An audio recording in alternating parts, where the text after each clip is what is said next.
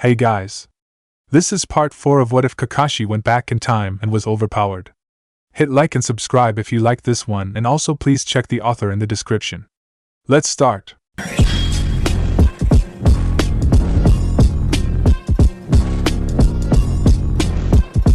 Chapter 12. Officially, it was just the beginning of another day in the Uchiha compound, dawn's morning light casting playful shadows across the rice paper screens. Mikoto swept into the main hall with soft, careful steps, carrying a basket of old, dull kunai against her hip, a bag full of sharpening stones in her other hand. There was a subtle ripple in the room as dark heads tilted up at her entrance, countless pairs of steady black eyes flicking up to meet her own. Uchiha eyes. Mikoto nodded, once, and everyone looked back down again, the constant thrum of scraping metal continuing on, unceasing, broken only by the sharp, sudden cry of a hungry infant demanding to be fed. "Sister, dear, it looks as if you've brought the entire armory with you," came the low, teasing voice, and Mikoto's mouth curved up in a small grin. "Not quite," Mikoto said, her eyes flitting over to the basket her sister held against her chest, nearly identical to her own. "As much as you, I think, Kyoko." Kyoko smiled back ruefully, and if it was a touch strained, well, Mikoto could only guess it was no worse than her own. "I've been putting it off," she said simply, "for a day like this." Mikoto looked across the hall, where mothers skillfully sharpened kunai with deft hands, babes strapped to their backs, and grandmothers stitched layers of silk steel into armor with nothing more than a single string of chakra and the Sharingan gleaming in their eyes. The women spoke in cool, low voices about the weather, the children, about anything but the taut tension running through the room, the teetering calm balancing on the knife's edge, threatening to shatter at any moment. "Shall we sit?" "There's still some room by the doors to the garden," Kyoko said. She gestured over to the eastern side of the hall, rice paper screens tucked away to let the morning light in. Mikoto nodded and followed her sister, passing through clusters of women, their chakra signatures flickering in response to hers in silent support. We know, Mikoto read, in their dark, glittering eyes so much like her own. Like Sasuke's. Mikoto couldn't help but turn away, focusing steadily on the shadow her sister cast in front of her, until they reached the other side. Kyoko settled herself onto a soft cushion, impatiently brushing aside the wild dark curls of hair that fell in her eyes, coming loose from the messy bun on the top of her head. "One of these days, I'm definitely going to cut it." "You've been saying that since you were 7, Mikoto said absently, pulling a stone out from the cloth bag and picking up a kunai with the other. She held it up to the light, noticing the deep nicks running down the center, the handle still wet with oil. It was one of Itachi's she'd found while going through his hamper the other day, picking out all the blood-stained clothes to wash separately. "I'm really going to do it this time," Kyoko laughed, as if she didn't quite believe herself either. She held a wickedly sharp dagger in her hand, working on giving it an even keener edge. "And did you know, Shursoi's been saying he wants to grow it out too, as if his hair doesn't give him enough trouble as it is." There was a slight, almost unnoticeable hitch after Shursoi's name, small enough that Mikoto would never have caught it, if she hadn't felt the same hitch in her own throat every time she thought of her own boys. "He'd look good with long hair," Mikoto said, clearing her throat. "Itachi's had his hair long for years now. I barely remember what he looked like when it was still short." The two of them fell silent, the conversation suddenly petering out. Mikoto looked over at Kyoko's round face, catching the gray hair streaks through her hair, the crow's feet wrinkling at the corners of her eyes, and wondered how it had come to this, how the two of them sat in silence as they sent their boys to fight in endless, empty wars, and waited to lose them. Nearly a month ago, Sasuke disappeared. 3 weeks ago, Shursui took on a faceless mask and slipped into the shadows. Last night, Itachi strapped on his bone-white armor, settled his black ANBU cloak over his shoulders, and slipped through the windows into the night, following the fluttering dark wings of the messenger hawk. Today, the elders would meet for one last time, and decide. She left Fugaku sitting alone at the kitchen table, looking blankly over a blood-bound scroll that called for strength and fire and another endless, empty war to fill with the blood of Uchiha children. Mikoto breathed in deeply and closed her eyes, letting the exhaustion wash over her in suffocating waves. One more day, one more breath, one more. Chakra flared, wild and bright, and instantly the entire room rose to their feet as one, blades in hand. Sharingan glittered in soft, round faces and harsh, wrinkled ones, tomos swirling as intent swelled up in the room, to defend, to protect, to kill. Mikoto rose up slowly, the last one to do so, holding Itachi's half-sharpened kunai in her hand. It couldn't have, was it? The chakra signature, Fugaku's chakra signature flared again, and suddenly the rice screen leading to the entrance ripped open violently, paper torn from the force of it.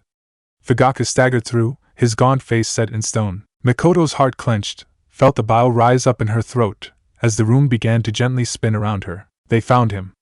He's alive. He's in the hospital. Itachi's old kunai landed on the tatami mats with a dull thunk. Mikoto looked down at her hands, unseeing. He's alive! He's alive! He's alive! A warm arm wrapped around her shoulders and Mikoto looked up when had she fallen to the floor. She thought distantly to see Itachi's bloodied face peering down at her tiredly. Fugaku standing above his shoulder, tears falling silently down his face in echo. I'm sorry, mother, he said, gentle. I'm sorry you had to wait so long. He closed his eyes, his whole body trembling. I couldn't even get Danzo. He disappeared by the time we got there. Mikoto raised a shaking hand to wipe the tears dripping steadily down his nose and darkening the front of her apron, leaving wet, round spots. My dear, dear boy, she wept, hugging him close. Itachi hugged her back tightly, still clad in armor, reeking of sweat and blood and life. Her boys were alive. There was a distinctive clink as Itachi moved, pulling away from her hug after a long moment, inexplicably. Mikoto watched in bewilderment as Itachi turned toward Kyoko, her confusion mirrored in her sister's face. Fugaku lowered his head, his hand coming to rest gently on Mikoto's shoulder, his body radiating a familiar, comforting warmth. And Kyoko, Itachi bowed deeply. Too deeply. Kyoko blinked, slowly, as her face became utterly still, the confusion settling into emptiness. He saved Sasuke's life, Itachi said slowly, and the taut, teetering tension that filled the room snapped. Itachi held his two worn hands out, fingers unfolding to reveal Shirsui's dog tags. The room was entirely silent except for a subtle drip, drip, drip, and Mikoto slowly realized that it was the sound of blood slowly falling onto the tatami mats. Her sister's blood. She still held the dagger she'd been working on, the just sharpened edge of the blade digging into the meaty flesh of her palm. I'm sorry, Itachi wept, eyes flickering from red to black and back again through glittering tears as Kyoko's blood soaked the floor. Outside, the birds began to stir. 6 ANBU guards stood by the entryway to the ward, masked faces impassive as Fugaku came to a stop. Identification, the one in the tiger mask spoke, cloaked in captain's white. He held a black scroll in hand and opened it up silently. Fugaku bit his thumb and pressed his bloody thumbprint against the thin black rice paper, the mark flaring a sudden bright blue before subsiding. The ANBU operative nodded, and stepped aside, the doors swinging open to let Fugaku, and only Fugaku through. The doors swung shut behind him, instantly cutting off all sound, though he knew Mikoto was going through the same process behind him. Ahead of him lay another set of double doors without any handles or hinges. Fugaku blinked once, letting the Sharingan bleed through his eyes, and caught sight of the massively complex seal workings pulsating with chakra on the walls of the small vestibule. They flared 3 times in quick succession and Fugaku felt something quite cold sink deep in his chakra coils, the sensation fading away as quickly as it appeared. The doors ahead of him swung silently inward as if on some unseen signal and Fugaku stepped into the S-class ward of Konoha General. A medic stood waiting by the hallway, scribbling something onto a clipboard in hand. Her head jerked up as Fugaku approached, dark circles even more prominent underneath the harsh fluorescent lighting. Uchiha Fugaku-dano, she said archly, back straightening a little as she flicked her cold white eyes at him. Hyuga-sensei, Fugaku said, his voice not quite chilly. Behind him the doors swung open again, revealing Mikoto's pale face as she stepped behind him. Her eyes widened very slightly as she caught sight of the Hyuga medic, before she bowed her head politely. Sensei, she murmured. Uchiha-dano, Hyuga-sensei returned, inclining her head a fraction of a degree in return. Welcome. I trust you've both passed through the cleansing safely? The seals? Fugaku asked. Hyuga-sensei nodded. They're designed to strip you of any external chakra devices like scrolls or bombs and kill electrical devices such as radios or even watches, she explained and started down the long, endless hallway, doors utterly unmarked and unremarkable, and without a single sign hanging in place. Corridors branched off the main hallway at irregular intervals, each looking exactly the same as the other. Hyuga-sensei strode forward with confidence, though Fugaku carefully kept track of each turn she took, knowing that Mikoto did the same at his side. Security precautions, she said drily, as I'm sure you'll understand. Fugaku grunted, thinking of Danzo's sudden disappearance. The bastard was out there somewhere, and no doubt hungry for vengeance. She came to an abrupt stop in front of a blank door, and Fugaku nearly ran into her back, swearing silently. This one, Hyuga-sensei said. He's in here. Hyuga-sensei knocked once, sharply, then pressed her palm flat against the surface of the door. It rippled briefly, taking on the shape of her handprint, before it swung open silently, revealing one very small boy sleeping in one very large hospital bed. Fugaku suddenly found himself unable to speak. Mikoto gasped softly as she slipped around Fugaku's unmoving body, darting into the room. Itachi, sitting next to the bed in a folding chair, rose to his feet slowly, uncharacteristically blinking back a long yawn. Mother, father, he bowed, stiffly, and Fugaku suddenly wondered if Itachi had slept at all since the Hokage's hawk had come for him last night. The thought gave his strength back to him as he forced himself into the room, heading for his eldest son. Father, Itachi said, eyes widening. Are you? Fugaku caught Itachi around the shoulders in a tight hug, resting his chin on the top of Itachi's head. How long before he would no longer be able to do this? Fugaku squeezed even tighter. You did well, my son, he said, and he felt Itachi stiffen in his arms. Itachi choked out, his breath hot against the silk of Fugaku's stiff kimono top. I'm sorry, he said over and over again in a tight, miserable voice. It wasn't enough, I couldn't save him. Fugaku drew back sharply, looking down at Itachi's weary, heartsick face. Don't demean his choice, he said, quiet, but Shursui gave his life to save Sasuke's, and Fugaku couldn't help the weakness in his voice as he spoke Sasuke's name. He chose to do so and I grieve for it every moment of the day.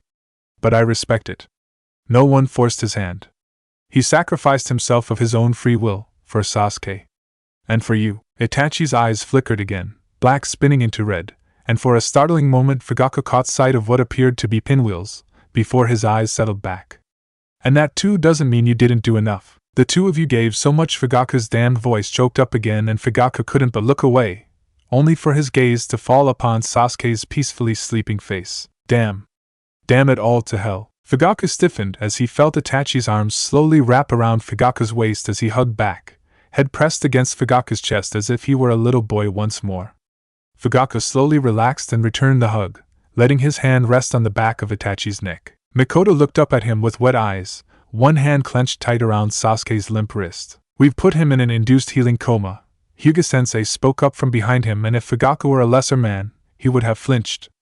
Instead, he turned his head to the side and gave the medic a cool look. Explain. To put it simply, he's been through some extreme stress these past few weeks. His body needs to heal, and so does his mind. Once we finish evaluating and treating his physical state, we'll begin exploring his mental state with Yamanaka-sensei. Hyuga-sensei tilted her head, arms crossed over her chest. There was a long pause and then, will he be alright? Mikoto asked quietly, her eyes never leaving Sasuke's face. Hyuga-sensei hesitated and blinked, her wide eyes unreadable. I can't promise anything, she said carefully. But? Mikoto prompted again, her voice a touch stronger. He's an Uchiha? Hyuga-sensei smiled thinly.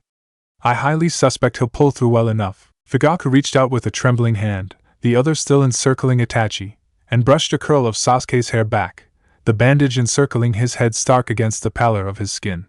Sasuke's eyes fluttered with the movement, his chest rising and falling with every breath. Alive, Fugaku let the Sharingan bleed through his eyes and tracked Sasuke's breathing, the subdued flicker of his underdeveloped chakra signature, in the present and the almost future. Alive in every single moment. There was a quick knock at the door, and the same ripple as before the door swung open, revealing another medic with long yellow hair wrapped up in a bun.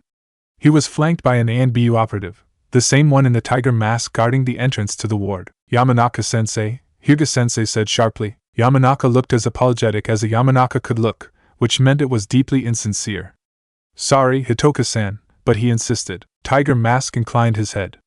My apologies, he said, his voice slightly muffled behind the mask, tone entirely bland. But the Hokage insists. Fugaku was about to open his mouth and let the ANBU operative know where exactly the Hokage could stuff his message, but Tiger Mask continued. A tribunal has been called. The Hokage requests and requires the full presence of the council. Fugaku shut his mouth with a sharp click.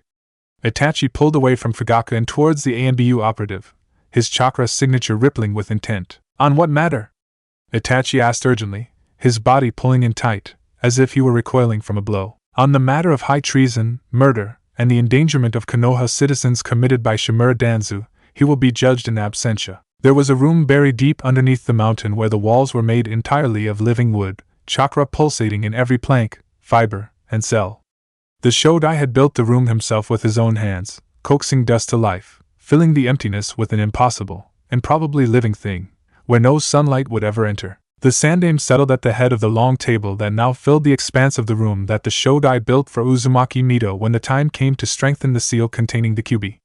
The walls were imbued with strength, clarity, and most importantly, secrecy. One by one, the room slowly filled as ANBU operatives guided each member of the council into the room, until every seat at the table was filled but two, Danzo's and Hataki's. I appreciate your attendance this evening, the Sandaime began gravely, folding his hands together on his lap. As many of you may recall, this is the first tribunal called since the matter of Orochimaru 10 years ago. Clan heads and council members shifted in their seats, the uncomfortable tension in the room ratcheting up even more. We are here today to pass judgment on the matter of Shimura Danzo's treason against the village hidden in the leaves, as well his murder and endangerment of protected Konoha citizens, in absentia. If there are any objections, state them now. The room was deathly silent. Not a single member stirred. Very well. We will begin with the full list of charges. The Sandaime gestured over to Hamura, who gave him a deeply unhappy look, before clearing his throat and reading aloud from the scroll that appeared before him. The Sandaime leaned back in his seat, considering the immovable faces set before him, watching them watch him. Shikaku's eyebrow went up, slightly, and the Sandaime very carefully did not respond at all. Hamura concluded with a cough and a long drink of water provided by a silently helpful ANBU guard standing behind his chair. There was one position behind every chair, in a ready position. Objections? There were none. Very well, the Sandaime nodded. Then we will move forward to the evidence. He made a subtle gesture, and the ANBU guard standing behind his own chair moved forward with a bundle of scrolls she placed on the table. The first exhibit. The Sandaime presented the very first piece of evidence he'd acquired, years and years and years ago, not long after that last tribunal in this room. These are reports detailing the inventory of Orochimaru's hidden laboratory in the sewers, the Sandaime said quietly, tapping the first scroll.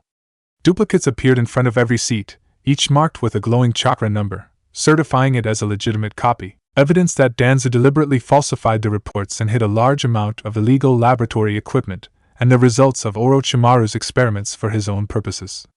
There was a rustle of paper as clan heads and council members unsealed the scrolls with bloody thumbprints, and so it went on. Falsified death certificates from orphanages in order to recruit children to his cause. Funds diverted from the Orphans and Widows Trust in order to buy tools and equipment. The transformation of Orochimaru's old laboratory, hidden in the sewers, deep amongst the roots of the old trees that anchored Konoha, into what appeared to be Danzo's base of operations. Root HQ. The Sandaime hand paused over one scroll, remembering Shursue's final promise. I'll end this, one way or another. And so he had, the Sandaime thought sadly. This report is compiled by intelligence gathered by a special operative who infiltrated Root, the Sandaime began.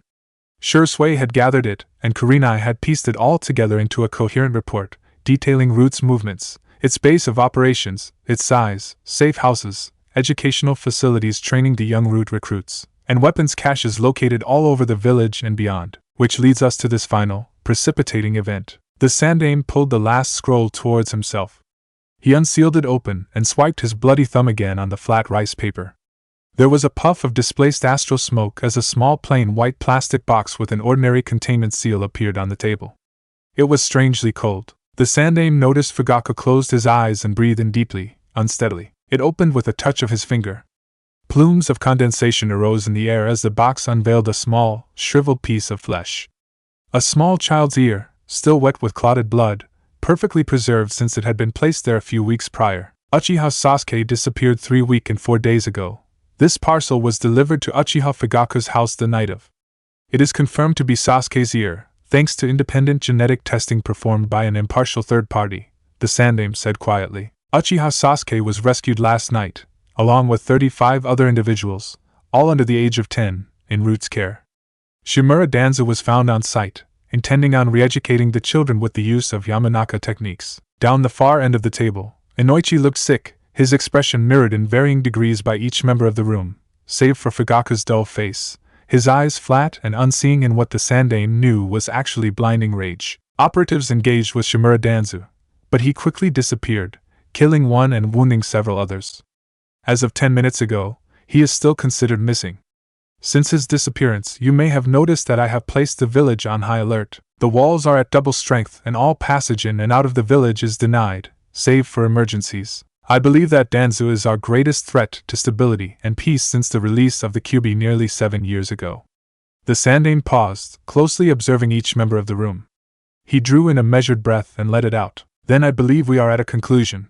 If there are no objections, then we shall move to the final deliberation. There was an ear-splitting scream as the ceiling of the room literally tore open, wood and chakra and living plants shredding apart amid plumes of chakra lightning and smoke. 25 ANBU operatives sprang into action, 2 immediately moving in to cover the Hokage, while 23 swords unsheathed like quicksilver. When the dust storm cleared, Hatake Kakashi stood in the middle of the table, reeking of dust and ozone. Sparks of lightning still danced around his fists, as he casually ignored the 23 swords pointed at his throat. "Sorry I'm late," he said. "But as the clan head of the Hatake, I would like to register my objection and submit one last piece of evidence, if I may, Sandaime-sama." The Sandaime gently pushed aside the ANBU guards hovering protectively over him. "You may, Hatake Dano." Kakashi pulled out a scroll from his flak vest, clothed in what looked like fresh, though borrowed jounin blues. They were a touch short at the wrist, revealing a strip of pale white skin. He threw the scroll down onto the table, whip-like, and it unrolled the entire length of the table, falling to a stop in front of the Sandaime. "Release," Kakashi said coldly. One last puff of smoke erupted in the air, and once it cleared, the Sandaime found himself peering down at what looked like Gari of Iwa's head, permanently removed from his body. "I would like to add to the list of charges. Shimura Danzo illegally misappropriated ANBU resources for his own gains, resulting in the violation of several inter-village peace treaties, as well as severe harm and death to loyal Konoha shinobi." Kakashi reeled off, looking terribly bored, his hands shoved in his pockets. "As evidenced by Gari's head, which he personally ordered me to acquire, and which can be independently confirmed by his servant, Yakushi Kabuto, held in the Sannin Jiraiya's custody." Now, Kakashi snarled, and the room suddenly dropped a bone-chilling 15 degrees. "Tell me where he is so I can fucking kill him." Chapter 13. "Well, aren't you an overdramatic little whelp? You ever hear of something called a door?" Some grinned wolfishly, the first one brave enough, or perhaps foolish enough to break the silence. She seemed entirely unaffected by the oppressive chill, the only sign of her discomfort revealed in Kuramaru's raised hackles, his canines bared for battle. "But you make a good point." Tsum tapped a clawed fingertip on the table, the surface scattered with ash and dust and the remnants of what was once the ceiling. "I move to recognize Hatake Dano's motion to sentence the traitor Shimura Danzo to death." The balance of the world shifted on the smallest of movements, a knife to the heart, a kiss on the forehead, the truth simply spoken. The Sandaime made a small, silent gesture with his hand, and the array of swords disappeared in a flurry, ANBU operatives slickly sheathing their weapons and stepping back into position as if Hatake Kakashi hadn't, quite literally, crashed the tribunal. "Motion recognized," the Sandaime said. "And seconding motions?" Fugaku raised his head. "I second," he said in a firm, if hoarse voice, as if he had already shouted himself raw in his own thoughts. And so, as if on some unspoken signal, the room began to fill with echoes of the same two words, "I second, I second, I second," until it came to the last person to speak. Hamura was silent for a long moment, his head bowed over his clasped hands. "He only ever thought about the village," Hamura said finally, the words slow and unsteady on his tongue. "He only ever thought of his duty to us all." The Sandaime recalled one moment, so very long ago during the First War, when they had all gathered together during the freezing winter night, sharing cold, wet meal rations and warming their fingers with licks of tame chakra fire. Danzo alone sat apart, his hands wrapped around the hilt of his sword, watching, waiting, guarding them all from the enemy that lay beyond in the darkness. In some ways, the Sandaime thought, Danzo had never left that night. "I know," the Sandaime said gently. "But that does not mean his actions have not caused us all great harm. I can understand, but I cannot forgive. Not in this." Hamura looked up, his deep-set eyes glittering behind his glasses. Then, at last, came the truth, simply spoken. "I second." "It is unanimous," the Sandaime said. "We hereby pass judgment upon Shimura Danzo, in absentia, and find him guilty on all accounts. He is to be sentenced to death, effective immediately." The Sandaime paused, and raised his head to meet Kakashi's flat, unyielding gaze. He still stood amidst all the wreckage, unruffled, as the tribunal came to a close around him. "Hatake Dano, are you willing to bear the responsibility to carry out this charge?" The mask on Kakashi's face shifted, obscuring what the Sandaime knew to be a thin, humorless smile. "I thought you'd never ask, Hokage-sama." There was a toad waiting on the Hokage's desk, lounging carelessly on a stack of paperwork. He was busy using the pointy end of a pencil as a toothpick, his bulging eyes rolling in deep contentment. So you did receive Jiraiya's message, Kakashi said, standing loosely at a ready position as the Hokage settled himself in his chair, adjusting his heavy red and white robes. A message, yes, if you could even call it that. He said that he had collected additional evidence regarding Danzo and mentioned that you were somehow involved. I put 2 and 2 together, but somehow, it didn't quite involve. The Sandaime paused. I was, perhaps, a little overenthusiastic about my entrance, Kakashi said blandly. The Sandaime gave him a look that Kakashi chose to ignore. If I had not entered as I did, would you have gotten your unanimous vote? Kakashi asked, quiet. The Sandaime hesitated, then shook his head. Perhaps, perhaps not. Nevertheless, how did you? There was a sudden knock at the door, a door that did not exist mere moments ago. There came a muffled excuse me and the door swung open, revealing Tenzo's tired, but determined face. I apologize for the intrusion, Hokage-sama, Tenzo said doggedly and stepped into the room, the door melting away behind him to become plain, unmarked wall once more. Your guards refused to let me through, but I had to get in anyway to stop Kakashi-senpai from doing something stupid again. Ah, the Hokage said, realization dawning on his face. Tenzo, did you, perhaps? I didn't know he was going to break the secret room when I told him where it was, Tenzo said, so aggrieved that all his normal deference had been purged out of him. He said it was an emergency, and he had to talk to you and the council right away about something involving Danzo. He'll be happy to fix it, Kakashi interjected, ignoring the furious glare Tenzo shot his way. You have my thanks, Tenzo-kun, the Hokage said gravely. Tenzo immediately colored, as if suddenly remembering in what particular company he was in, and ducked his head, muttering something about it being an honor to be of service. Kakashi turned back to the Hokage, and he could feel the time ticking steadily on, unceasing, like water flowing through the gaps in his fingers. Nevertheless, you gave me this responsibility, he said, finishing the Hokage's earlier sentence. We're wasting time we don't have. Let me carry it out. I will give you his head, like I did Gaari's. The Sandaime looked at him, steadily, for a long moment, his deep, craggy face unreadable. Very well. I will grant you whatever resources you require. A team, perhaps? I don't. It'd be good to have another tracker, Tenzo interrupted, speaking quickly. His face was still bright red.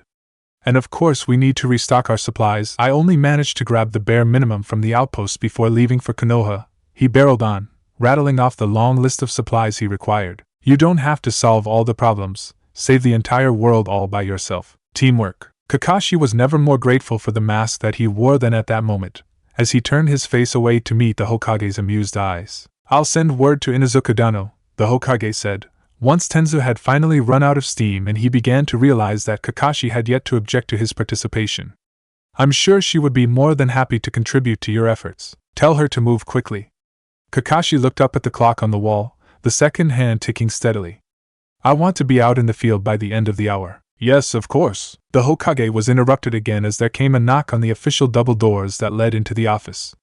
He looked briefly irritated, brow deeply furrowed, as he raised a hand in a swift gesture, the doors swinging open of their own accord. Kakashi watched the Hokage's face still and fall blank as the doors revealed one small, slender figure, clad not in the usual silk kimono, but in jounin blues and a worn flak vest. Her hair was neatly pinned back with silver combs shaped like fans. My apologies, Hokage-sama, Uchiha Mikoto said, and bowed politely.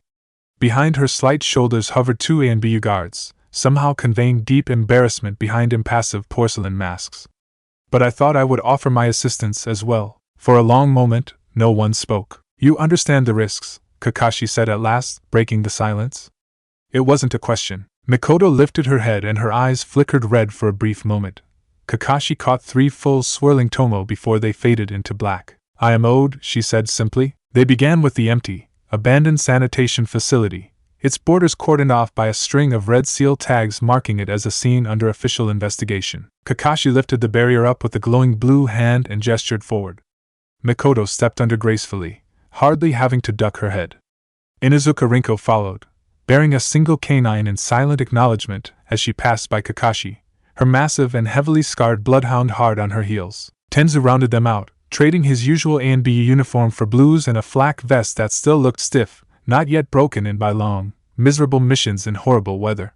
He tugged at the collar of his vest as he ducked under the swinging seal tags, one of them brushing his hair for a fraction of a second. He hissed, hackles rising in sudden shock. The pain is supposed to be a deterrent for the nosy, Kakashi said, smiling underneath his mask.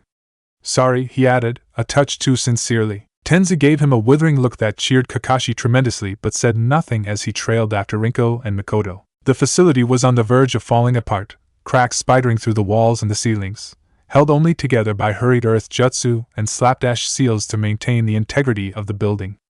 Mikoto flicked on her flashlight, stepped forward for a closer inspection. This isn't from a lack of maintenance, she observed, the Sharingan stark against her pale, illuminated face. I can see remnants of chakra workings that caused these stress fractures. These look similar to those set off by a triggered explosion. Place still reeks of chakra too, Rinko said, bending down as her Niken sniffed deeply at an innocuous pile of rubble on the ground. The air was still thick with the lingering odor of smoke and dust, the walls streaked with soot, and underneath it all, the overpowering stench of chakra fire. For a brief moment, Kakashi thought back to the trenches he'd grown up in. The war had smelled a little like this. I assume you've read the reports, Kakashi said, waiting for Rinko to straighten herself up before they continued down the hallway, heading for the stairwell at the end.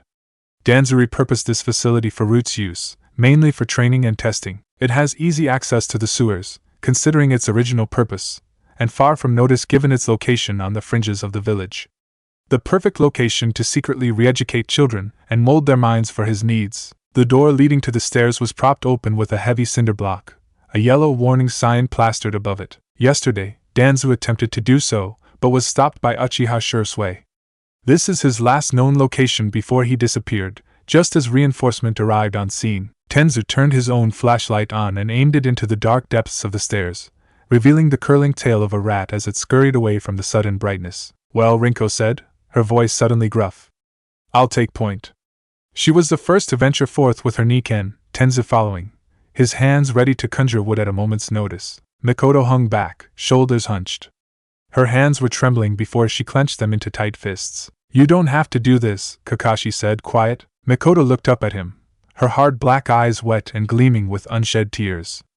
I may have overestimated my self-control, she said in a low voice. Realization slowly dawned on Kakashi. Mikoto wasn't afraid, she was furious. She breathed in deeply, and as she exhaled, her face settled into a cold, empty blankness. My apologies. I won't let it happen again. Underneath, Kakashi gently reminded himself. We'll find him, he said, and tendrils of his own rage rose up in his chest in reflection. I promise. Their mismatched eyes met in perfect understanding. Captain Kakashi-senpai, Tenzu called out from below, his voice echoing oddly off the walls. I think you'll want to see this. Underneath the wreckage and the rubble, Kakashi could see how the basement would have served as a laboratory, with rows of glittering white surgical tables and thick coils of cables capable of channeling both chakra and electricity. Sasuke had most likely rested on one of those tables. Kakashi took an almost perverse pleasure out of seeing the equipment crumpled and dented beyond use.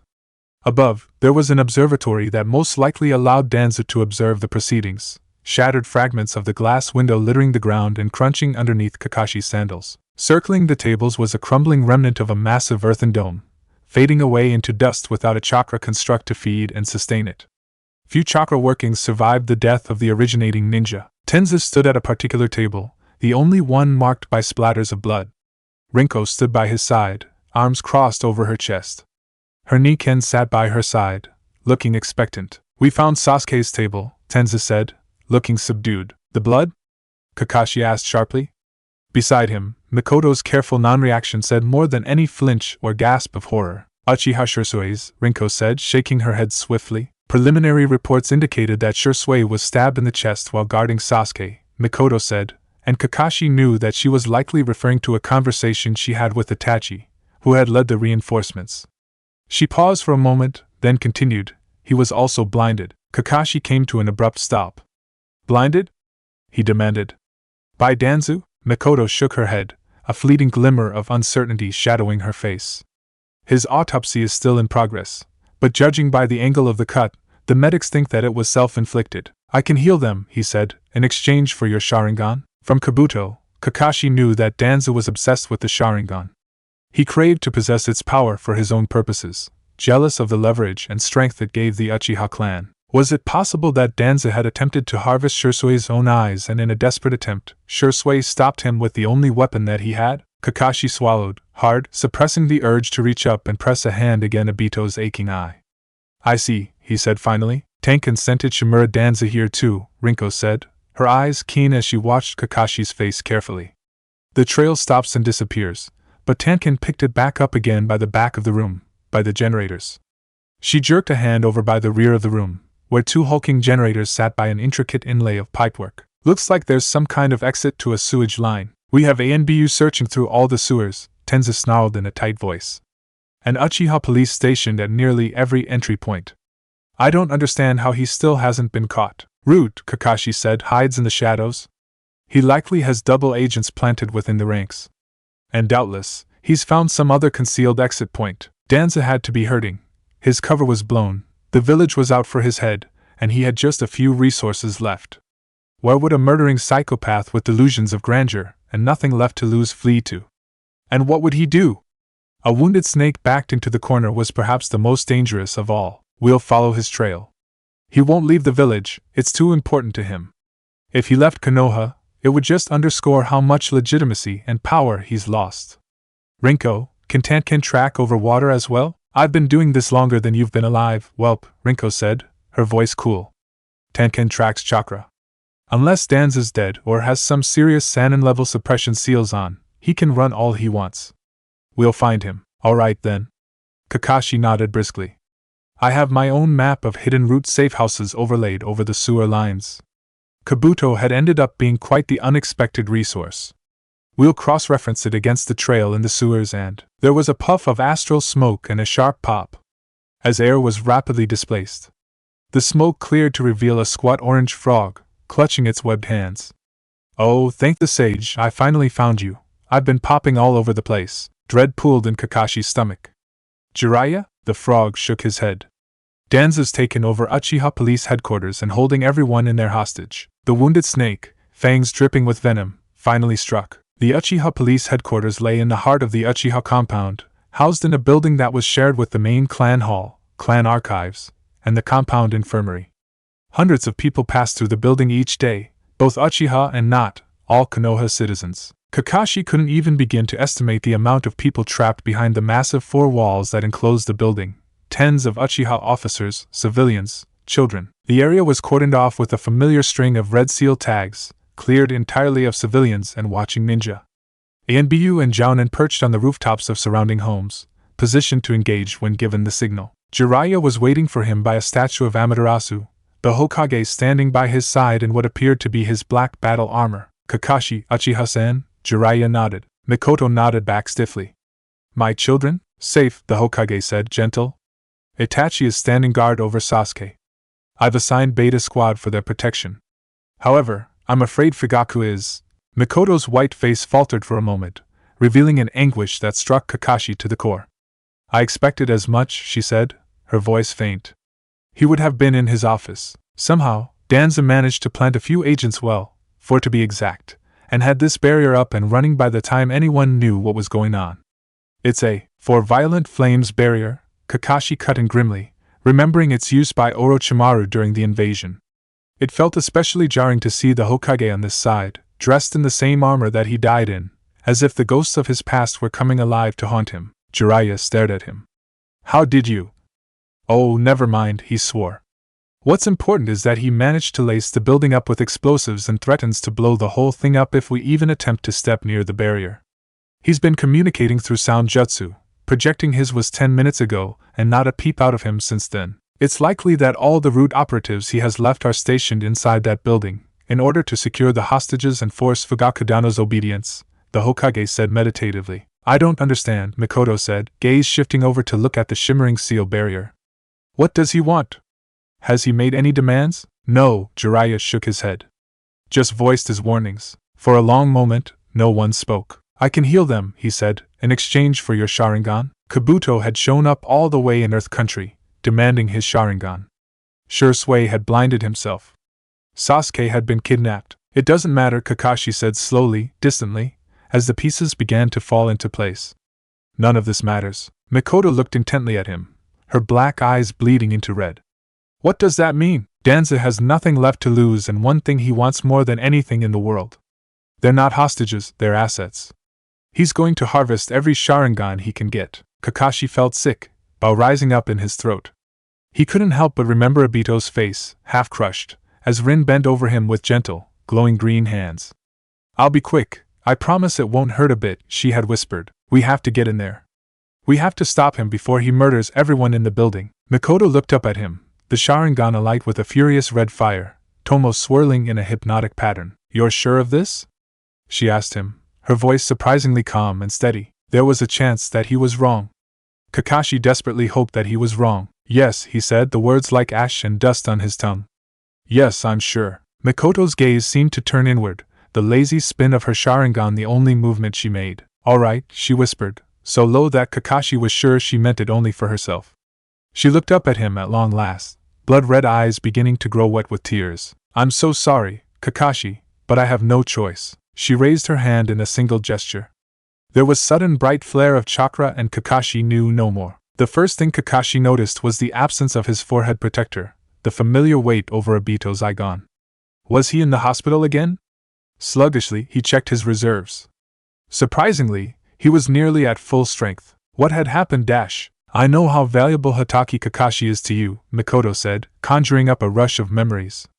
The hunt for Danzo, the hostage situation, the tears running down Mikoto's face as she cast a genjutsu on him. Kakashi felt restraints binding his wrists and his legs tightly, ropes around his chest anchoring him to a hard wooden chair.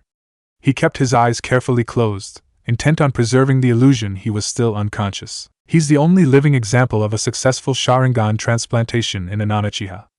Mikoto's voice was cool, measured, as if this were any ordinary conversation. "So you think you can bargain one life for hundreds?"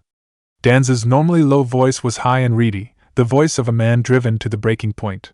"He's not that valuable of a resource." A pause. Kakashi cracked his eyes open, just a touch, and peered at the room from underneath the lashes. Mikoto stood in front of him, and slightly to the side, her back to him.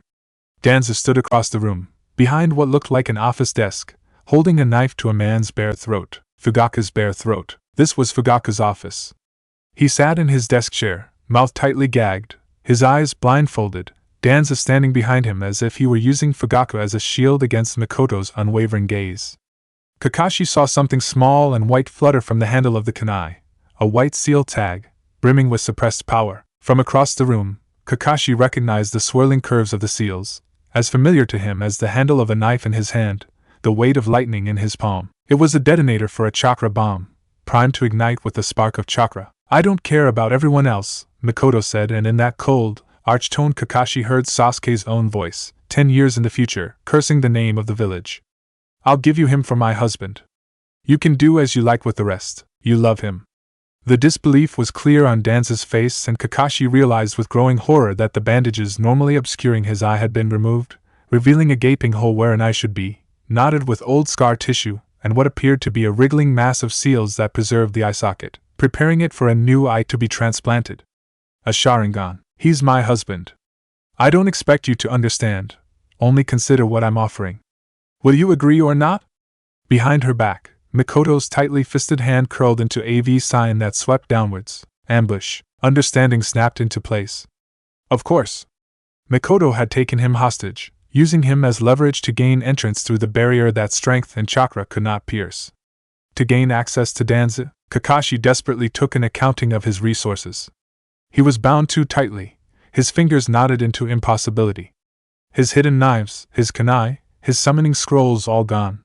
He had nothing left but Obito's eye. "I miscalculated," Danzo said, smiling widely, stretching the old scar on his chin and twisting the grotesque scarring of his eye even more. "I didn't expect you to act in this way, Uchiha Mikoto." Mikoto said nothing, but Kakashi assumed that the expression on her face said enough, judging by Danzo's amused smile. "Very well," he said. "I think I've come to a decision. I appreciate the thought you've put into this. After all, you've brought me Sharingan no Kakashi and yourself. 3 more eyes." Danzo laughed, a thin high shriek, and moved the knife in hand, the sharp edge heading straight for Fugaku's jugular. At that moment, Mikoto's arm whipped out like quicksilver, the Uchiha combs in her hair falling apart to reveal razor-sharp shuriken. With Obito's eye, Kakashi could track the spinning blades. They spun like lazy snowflakes in the air in exquisite slow motion, past and present and almost future braided together in one image, heading straight for Danzo. Kakashi opened his mouth to inhale. Obito's eye tracked the shuriken, predicting the sudden, wet sinking into the exposed flesh of Danzo's throat. Air rushed in, filling up his empty lungs.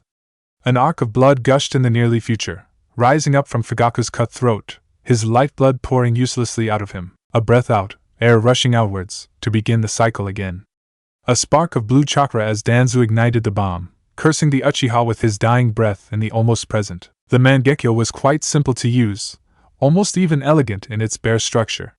To activate it, Kakashi simply had to relive the worst 2 days of his life. Obito's face half grinned up at him, blood trickling from the edges where rock met skin and boy became boulder, every detail exquisitely preserved for all eternity by the Sharingan. The weight of Rin's heart in his palm, still beating, the small O of surprise her mouth made as he breathed in her sweet, sweet scent, his fist buried in her chest, his other arm around her shoulders and the only embrace he had ever given her in her short life. Obito's eye began to cry, weeping ugly tears of blood. The Tomo began to spin slowly, then picked up speed, quicker and quicker until they merged into a single perfect pinwheel. Kakashi blinked. Danzo's hand disappeared from the wrist, his fingers, tightly clenched around the handle of the tagged kunai, swallowed up by an empty void. His single eye opened a fraction wider as he began to look down at the bleeding stump of his wrist, the cup perfectly level, as if it had been severed by an invisible sword. The Sharingan remembered all that had passed and read the lines of the future. With every blink of Obito's eye, Kakashi was given the choice to change the future. Danzo said, and then Mikoto's spinning shuriken landed with a dull thunk in his throat. He gasped, blood bubbling up in gushing foam as he breathed, one last time. Slowly, without fanfare, Danzo's dead body slumped to the floor, his blood soaking Fugaku's bound body even as his heart pumped futilely. For a few remaining seconds, Kakashi looked up at Mikoto, who stood in front of him as still as a statue.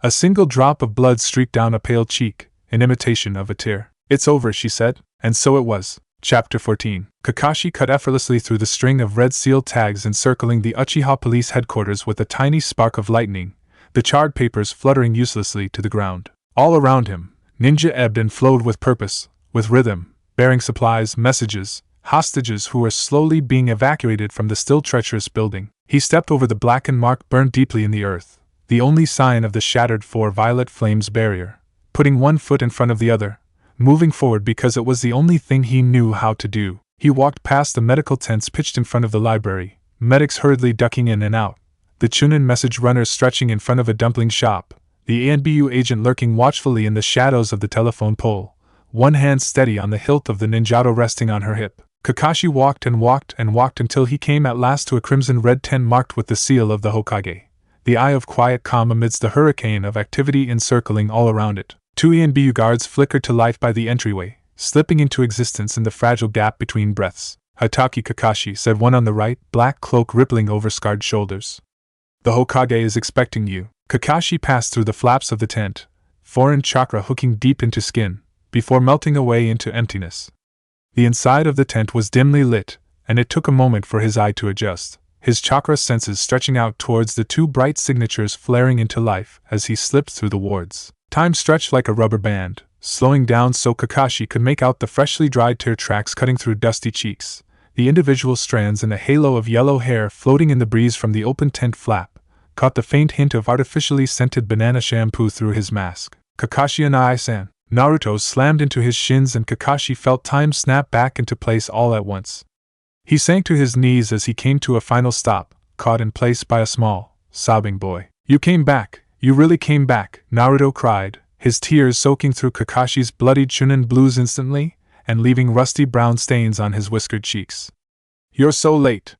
You said it was only going to be for a little while, and it was forever and ever and ever, and I thought you weren't never ever gonna come back." Kakashi pressed his masked nose in Naruto's hair, breathing in the smell of fake bananas and sweat, and pure, unadulterated joy. He closed his eye. "Hi Naruto," Kakashi said at last, his voice hoarse. "I'm sorry I'm late. I got a little lost on my way back here." Naruto wriggled his way into Kakashi's chest, using the vest pockets and zippers as handholds, hauling himself up so they were face to face. His blue eyes stared directly into Kakashi's. "You kill all the bad guys?" Naruto demanded, and Kakashi's heart stuttered, because those were Minato's eyes and Kushina's sharp mouth and a determination that was all Naruto's own. Yes, Kakashi said, thinking of the sound that Gari's head had made when it hit the ground, the rattling rasp of Danzo's final breath, the weight of Rin's still beating heart, nestled in his fist.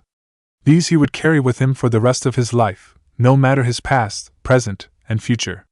They're all dead now. He caught the eye of the Sandaime over Naruto's shoulder, his rich crimson robes blending in with the fabric of the tent. The Hokage's chakra signature lay deceptively dormant, the power banked like a coal fire at night. The Sandaime inclined his head a notch, the brim of his hat casting his eyes into shadow. I'm finished. I've served the Hokage as I've sworn. Kakashi gently wiped at a tear falling down Naruto's cheek. And I'm not going anywhere else for a long, long time. I promise. It was a beautiful morning, softly blue like a robin's egg, the air still smelling faintly of the night's rain and damp earth. Uchiha Shursui and Shirani Ginma were laid to rest with full honors, as hundreds of villagers spilled across the green in front of the memorial stone like liquid pools of solemn, shifting black. Uchiha fans brushed against the curling symbol of the Hyuga clan, the fangs of the Inuzuka, the waves of the Nara, all bearing and bound by the spiral leaf of Konohagakure, the village hidden in the leaves. Itachi observed this all underneath his long lashes, with a cold, numb detachment, and there was only one thought circling emptily in his head: this is what he died for. The Hokage raised his hands in the air rippling with intent. The crowd stilled. We have gathered here today to honor the sacrifice of our greatest shinobi. That's a little rude, isn't it? Watching from the shadows and not even bothering to grace your cousin's funeral with your real presence. Itachi tensed slightly as a freshly sharpened kunai hit the tree he was leaning on with a dull thunk, cutting away a few stray wisps of his bangs. And Kyoko, Itachi, his voice pitched so low that it was nearly indistinguishable from the leaves rustling in the wind. His aunt acknowledged him with a wide grin, too much like Shursui's and yet not enough. Her curls whipped wildly in the wind, framing her pale face in a fluttering halo. That's a very good shadow clone you have there standing next to your father. She jerked her hand over to the sea of black, where a reflection of him stood stolidly next to his parents, indistinguishable in the crowd of mourners. Did you mix some genjutsu in there? Give it your actual clothes so it would smell like you too? Itachi said nothing. The wide grin fragmented into something jagged and broken, a gaping window that Itachi couldn't quite bear to peer into. You know, he really did love you, she said, quiet, and it hurt more than any flesh wound, more than if she had just cursed him and damned him to hell. He loved us all so much more than we deserved. Itachi flinched, his fingers digging into the tree for purchase. Kyoko turned away, looking distantly towards the horizon, past the memorial service and the gathered villagers. Makoto told me about your group. Itachi blinked. Kyoko turned her head back towards him. Your little rebellion. When was the last time you met? Before. Itachi cleared his throat, the words scraping his throat raw. Before Shursui left. Kyoko nodded sharply. I don't care about this stupid clan. I don't care what the elders want. Ambition, wealth, power, what does it mean to the mothers who lose their sons and daughters to endless wars? Honor and duty are cold comfort when we have sacrificed our flesh and blood. She stalked closer to him, her chakra burning as bright as the sun, a twisted, refracted echo of Shursui's signature. Carry your regret with you for the rest of your life, she said coldly. Remember your part in his death. She leaned into him, her eyes twin coals boring deep into his heart. And if you ever loved him, you will do your duty and honor his death by fixing this clan heir. Kyoko effortlessly tugged the kunai out of the tree trunk, bits of dust and chipped bark marring the clean black Itachi's mourning clothes. Gently, she placed the blade in his hand, then curled his fingers around the worn handle, her calluses catching against his. I'll be watching, she said, and in the small eternity between one heartbeat and the next, she vanished. They had no bells here. 22 had woken up for the past 3 days to the unusual sound of silence. Sometimes when he woke up, there was a strange woman who smiled kindly at him and prodded him with cold metal things on his chest and back. Other times, there was a meal tray sitting on the little table next to him, filled with weird things like grilled fish and soup with egg floating in it. 22 always ate quickly, keeping an eye on the door to make sure no one came in to take the tray away too early. He hid some of the juice boxes they gave him inside his socks for safekeeping and emergency crackers underneath his bed, just in case. Today, there was a knock on the door, and the strange woman came in after a beat. This time she held a clipboard in her hand and she had a big exaggerated smile that stretched her mouth, showing all of her teeth. Hello, she said. How are you? 22 looked at her silently, counting the teeth in her mouth. Well, she faltered a little over his assigned number, like she always did. 22. I have some good news. It's finally safe for you to go out, and it looks like physically you're all okay. 22 counted up to 10 teeth, but forgot what came after 10. 11 teeth? Do you know what that means? 22 shook his head. It means you can join the other children in the playroom, she said, her voice pitched high and cheery. And you can finally begin your sessions with Yamanaka-sensei, who will help you sort out how you feel on the inside. How does that sound? 22 felt his heart squish into a tight ball. Where's 16? The strange woman blinked, her mouth parting into an O. 16? She looked down at the clipboard in her hand. 16, let me see. He's my brother, 22 said solemnly. He has white hair. Oh, the woman said, her hand covering her mouth. Well, if that's your brother 16, I think I might know where he is.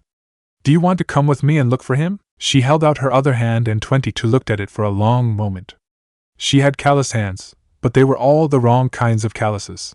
He didn't see the ones that came from holding a blade for a long time, nor any dried blood deep in her fingernails. Okay, he said, and took her hand in his own.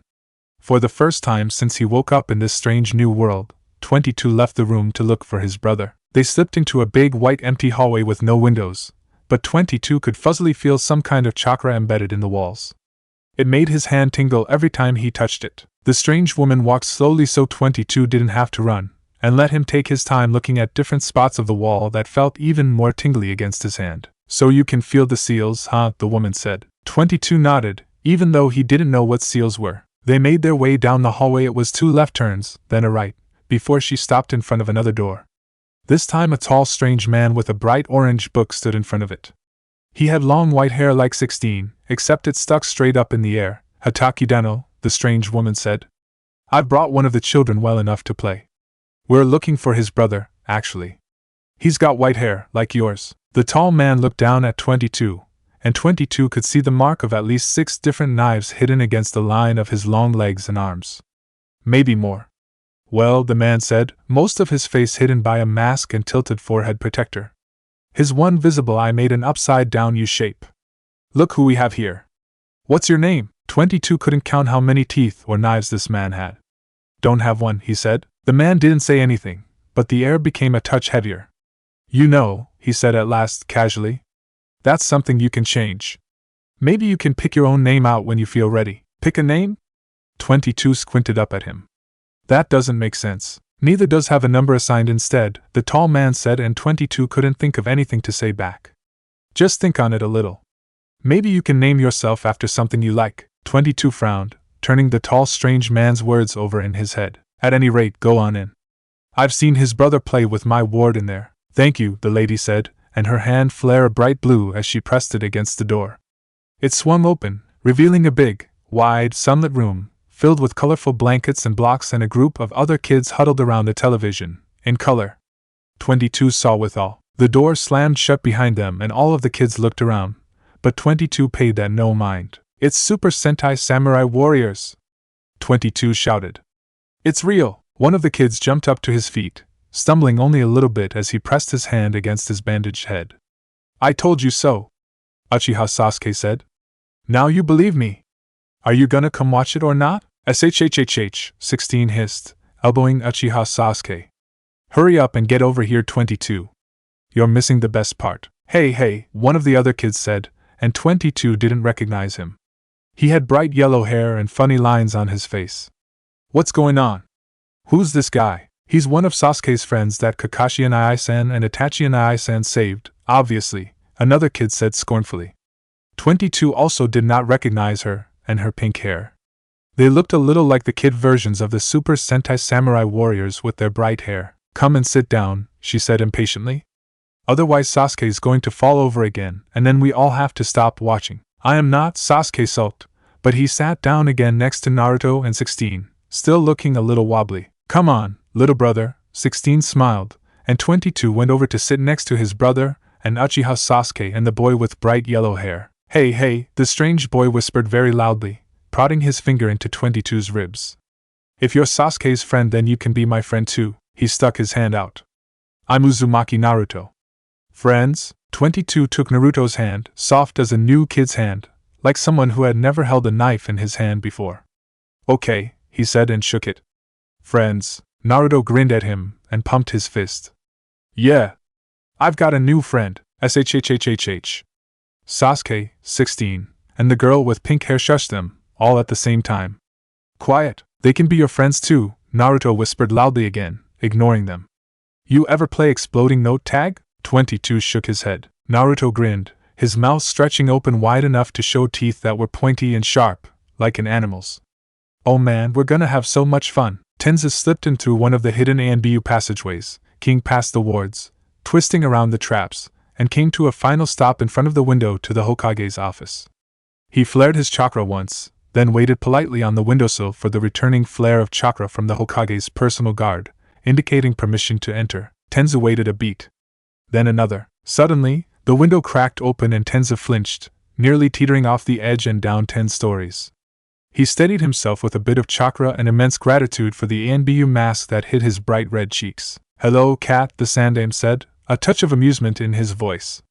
Come on in. The Hokage stepped back and cranked the window all the way open with a touch of chakra-laced strength, ignoring the ANBU guards that lurked protectively in his shadow. Delicately, Tenza stepped through and into the office, careful not to step on the hem of the Hokage's robes. The Hokage shut the window behind Tenza with a deafening screech, then stood back with crossed arms, looking out over the village sprawled underneath. It was just barely past dawn, the pinkish rays of the sun bleeding into the blue-black of the receding night. Curls of smoke rose from waking households and flickers of traveling shinobi skimming over the rooftops glinted in the rising light, the village slowly coming awake, as the shinobi were illuminated in the day. Why are you here? Tenza dropped into a subservient crouch, masked face tilted towards the ground.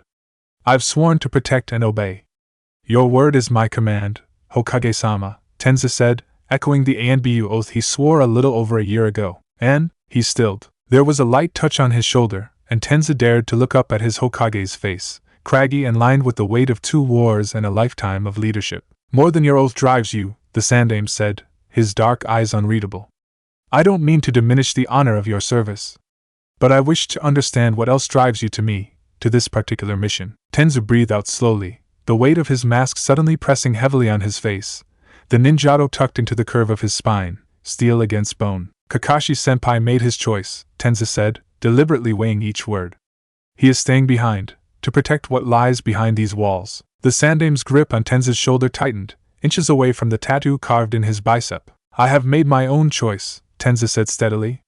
I am leaving to protect what is here. How can I serve, Hokage-sama? The Sandame closed his eyes and his hand flared hot with chakra for a searing moment, before he pulled his hand away. Jiraiya is in rain right now, tracking the roots of Danzo's ties in the area. He's sighted Orochimaru in the area. Ice flooded Tenza's veins and the floorboards underneath him creaked with strained potential. Your first mission will be to investigate Danzo's ties to Hanzo and potentially Orochimaru's in regards to the political regime that Hanzo has established. Are you ready for this? Yes, Tenza said and smiled.